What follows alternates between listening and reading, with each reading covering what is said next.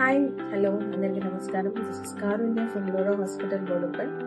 ఈ రోజు మన లోరా హాస్పిటల్లో ఉండే అవైలబుల్ ట్రీట్మెంట్స్ గురించి వాటి బెనిఫిట్స్ గురించి డిస్కస్ చేద్దామని వీడియోతో ముందుకు వచ్చాము.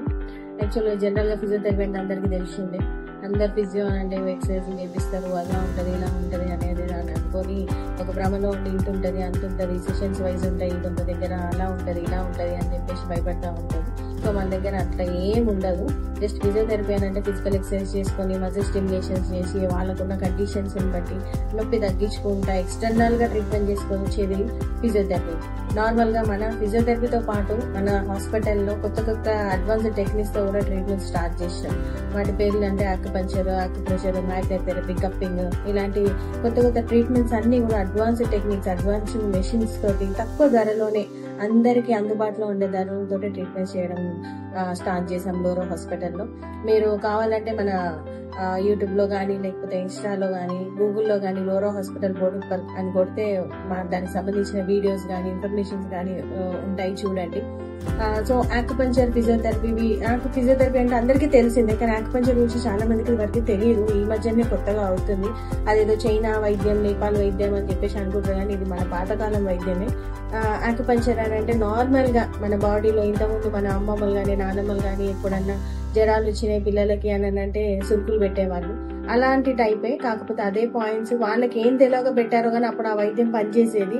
కానీ ఇప్పుడు మనకు ఉన్న జనరేషన్ లో అందరూ మందులు వాడి ఎప్పటికీ తగ్గకుండా నొప్పులు అంటే ఒక పెయిన్ కిల్లర్ వేసుకోవడం, నొప్పులు అంటే ఏదో ఒక టాబ్లెట్ వేసుకొని పెయిన్ తగ్గించుకోవాలి అని అనుకుంటారు.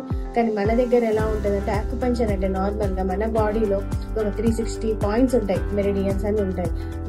అవన్నీ యాక్టివ్ గా పనిచేసినప్పుడు మనకి ఎలాంటి రోగాలు రావు, ఎలాంటి నొప్పులు రావు. షుగర్ కానీ, బీపీ కానీ, థైరాయిడ్ కానీ, what ever any hormonal imbalance A conditions అయినా కానీ జనరల్ ఒక ఆక్యుపంక్చర్ తోటి మనం సెట్ చేసుకోవచ్చు.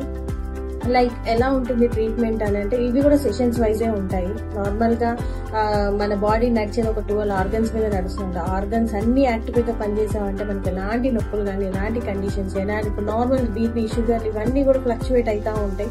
సో అవన్నీ ఆర్గన్స్ కరెక్ట్ గా మనం డైట్ తీసుకొని అవన్నీ పాయింట్స్ యాక్టివేట్ చేసుకొని ఇమ్యూనిటీ బూస్ట్ చేసుకుంటే ఎలాంటి హెల్త్ కండిషన్స్ కానీ రాకుండా యూజ్ అవుతుంది అనమాట. సో ఫిజియోథెరపీ, ఆక్యుపంక్చర్ తో బెనిఫిట్స్ ఏంటి అని మీరు అడగొచ్చు. కానీ ఇప్పుడు నార్మల్ గా ఒక కండిషన్ ఉంది, లైక్ బ్యాక్ పెయిన్ ఉంది. బ్యాక్ పెయిన్ కి ఒక 15 సెషన్స్ వరకు ఫిజియోథెరపీ తీసుకుంటాం మనం జనరల్ గా. తీసుకున్నాక ఆ నెల వరకు బాగానే ఉంటది, మళ్ళీ తర్వాత ఇంకో నెలకి మళ్ళీ నొప్పి వస్తుంది, అన్ని పనులు చేసుకుంటాం, మళ్ళీ నొప్పి వస్తుంది, మళ్ళీ ఫిజియోథెరపీ చేయించుకోవాలా అన్న ఉద్దేశంలో ఉంటుంది.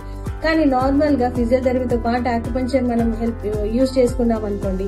సో ఫిజియోథెరపీ ఎక్స్టర్నల్ గా ఎక్సర్సైజ్ చేసుకుంటే, మజిల్ స్టిమ్యులేషన్ చేసుకొని, నర్వ్ స్టిమ్యులేషన్ చేసుకుంటే ఎక్స్టర్నల్ గా నొప్పి తగ్గించడానికి హెల్ప్ అవుతుంది. At the same time combination treatment acupuncture తో చేయించుకున్నారనుకోండి, ఇంటర్నల్ గా అట్లీస్ట్ మెరిడియన్ ఒక 1 ఇంచ్ లోపలికి ఉంటుంది కాబట్టి నర్వ్ ఆ మెరిడియన్ కి తగిలే అంత నీడిల్ ని మేము ఇన్సర్ట్ చేసి దానికి ప్రెషర్ తోటి స్టిమ్యులేట్ చేస్తాం కాబట్టి ఇంటర్నల్ గా కూడా పెయిన్ తగ్గడానికి హెల్ప్ అవుతుంది.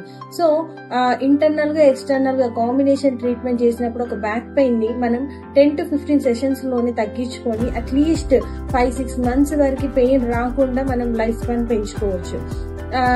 అదే డైట్ కంట్రోల్ చేసుకుంటాం అట్లీస్ట్ వీక్లీ వన్స్ లేదా 15 days ఒకసారో లేకపోతే మంత్లీ వన్స్ ఇలా ఒక్కసారి ఇమ్యూనిటీ పాయింట్స్ ని బూస్ట్ చేసుకుంటూ ఆక్యుపంక్చర్ ట్రీట్మెంట్ చేయించుకుంటే బెటర్ రిజల్ట్స్ మీరు చూడొచ్చు. Thank you.